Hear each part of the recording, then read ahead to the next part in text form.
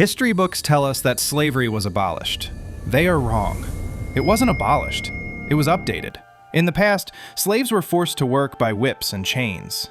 Today, we are forced to work by debt, status, and the terrifying fear of being average. We work jobs we hate to buy things we don't need to impress people we don't like. We call this success. But if you have to ask for permission to go to the doctor, or to take a vacation, or to pick up your kids, are you successful?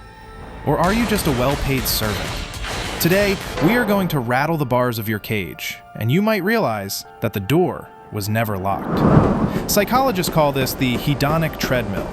You think, if I get a raise, I'll be happy. You get the raise. You are happy for 2 months.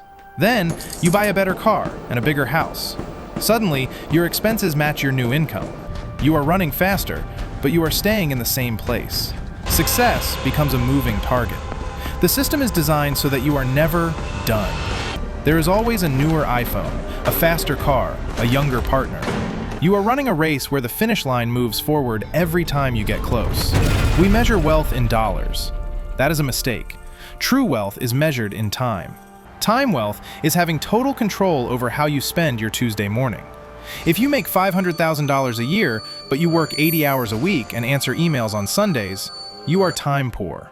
You are essentially a high-functioning slave. The person who makes $50,000 but owns their schedule is richer than the CEO who is owned by the board of directors. Money is a resource. Time is the life itself. In the ancient world, a human could build a house, hunt for food, and make clothes. They were autonomous. Industrialization convinced us to specialize. Just be really good at Excel spreadsheets. This makes you efficient for the economy, but helpless as a human. If you lose your specialized job, you can't survive. You are dependent on the system. Specialization is for insects, not for humans. By limiting your skills to one corporate function, you voluntarily clip your own wings. How are you? Oh, I'm so busy. We wear exhaustion as a badge of honor. If you aren't busy, society thinks you are lazy or unimportant.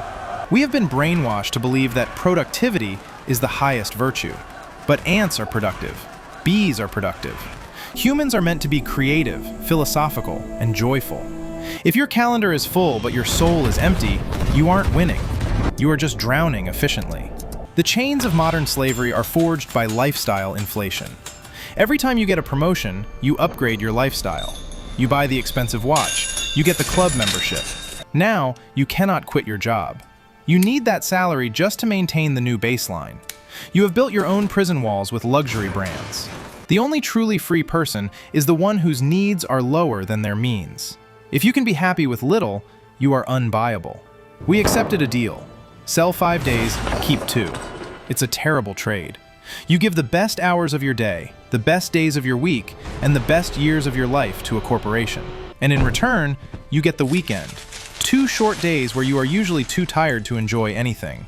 You spend Saturday recovering and Sunday dreading Monday. This isn't life. It's a subscription service where you pay with your soul and get 48 hours of freedom as a bonus. Successful people outsource everything. They have nannies to raise their kids, chefs to cook their food, cleaners to clean their homes. But wait, raising kids, cooking meals, caring for your home, isn't that living? If you outsource all the human experiences so you can spend more time looking at a spreadsheet, you aren't optimizing your life. You are deleting it. You are paying other people to live your life for you. I will enjoy life when I retire. This is the biggest gamble in history. You are betting that you will be healthy, alive, and energetic at 65. You are deferring happiness to a time when your body will be decaying. Would you trade your youth for millions of dollars? No. But that is exactly what you are doing. You are selling your prime years for a retirement fund. Don't save the cake for when you have no teeth left.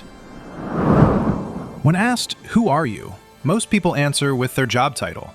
I am a lawyer. I am an accountant. You have fused your human identity with your economic function. This is dangerous, because if you get fired, you don't just lose a paycheck, you lose yourself. You experience an existential death. In a free life, your job is what you do, not who you are. Never let a corporation define your soul. Modern capitalism offers us the illusion of choice. You can choose between 50 brands of cereal. You can choose between 100 streaming channels. But you cannot choose to opt out of the system. You cannot choose to sleep in. You cannot choose to walk in the woods on a Wednesday. We are given trivial choices to distract us from the lack of fundamental choices. You are free to choose your cage's wallpaper, but you are not free to leave the cage. We are social animals. We crave rank. The modern workplace weaponizes this. They give you titles like senior vice president instead of money. They give you a corner office instead of freedom. You fight your colleagues for these scraps of status. It keeps you distracted. It keeps you competing against your fellow slaves instead of questioning the master. Status is the cheapest currency a company can pay you with, and you are buying it. How do you break the chains? You stop wanting things. Minimalism isn't just an aesthetic, it is a rebellion. When you say, "I have enough," the system loses its power over you. They can't bribe you with a raise if you don't need the money. They can't threaten you with firing if you have low expenses and savings. Wanting less is the ultimate power move. It turns you from a dependent employee into a free agent. Let's rewrite the definition. Success is not a number in a bank account. Success is waking up in the morning and saying, "I own this day." Success is having the mental space to be present with your loved ones. Success is doing work that matters on your own terms. Don't climb the ladder only to find out it's leaning against the wrong wall. Step off the ladder. Build your own house. The first step to freedom is practical. You need a fuck off fund. This is enough savings to live for 6 to 12 months without a job. When you have this money, you walk differently. You speak differently. You negotiate from a position of strength. You can look your boss in the eye and say, "No."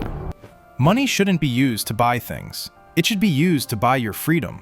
Stop buying shoes. Start buying your dignity back. Are you ready to see the bars of your cage? Here is your challenge. Take your bank statement from last month.